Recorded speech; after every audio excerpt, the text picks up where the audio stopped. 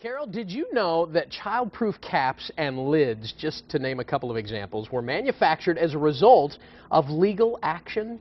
Ed Herman of Brown & Crouppen joins us to talk about the tons of home and safety innovations that came about through legal action or legal concerns. Ed, always nice to see you. Good to see you as well. Didn't think I'd be here today. Originally, Andy was supposed to come on, but he had to go to the vet.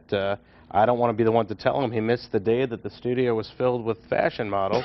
But if I have to come in under these circumstances, I'm a professional and I can do it. If you're going to draw the Great Day card, I'm not sure there's a better day to draw. I think I did okay for myself. There's a bunch of apple pie over there. And there's apple pie as well. I wasn't going to mention that because Andy will get on me if he knows I ate apple pie. We hope your dog is doing well, by the way. Andy had to rush him over to the vet. Yeah, but in all seriousness, yes, this is my favorite topic actually to talk about, and that is, you know, the good things that lawyers do, because we're in a profession that sometimes is the butt of a lot of criticism.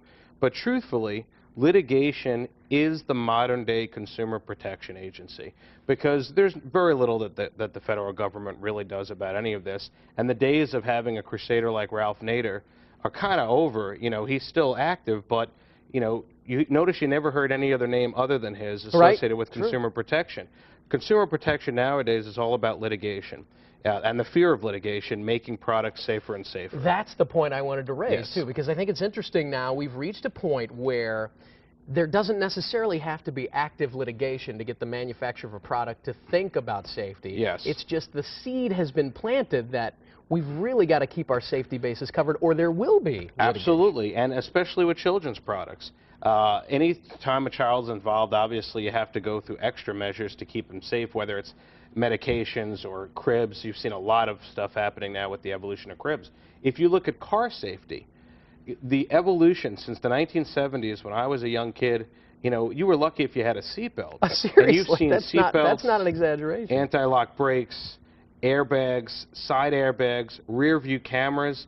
And if you notice and you listen to the news, while there's still tragedies happening every day, you are hearing fewer and fewer stories about the kid where a garage, you know, closes on them, because now there are sensors there that will prevent that, or the toy chest that closes on them, because now there are spring locks to sort of make sure that they don't just slam closed. So that's the good news, and that's the good work that lawyers across the country have brought about. Yeah, I have a list that's 3 miles long, but just to sort of piggyback onto what you said there, latches that hold up big bookcases and big book cabinets. The anti-tipping. Right. Whether it's cabinets, appliances, and you used to hear these stories. I mean, anyone that's been around long enough remembers, you always had these, and they always look like oddity stories. But let me tell you, when you're in a country with 300 million, these aren't oddity stories. If it happens one time, that means it's happening 50 times, 100 times. But you don't see those stories as much.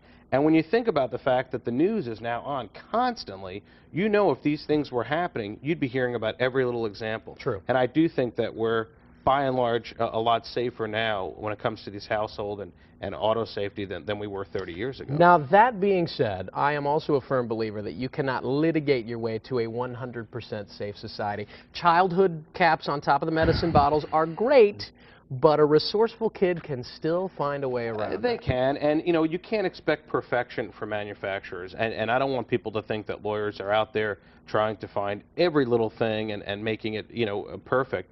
But you're looking for the big stuff. You're looking for the stuff that is obviously dangerous and is going to affect a lot of people.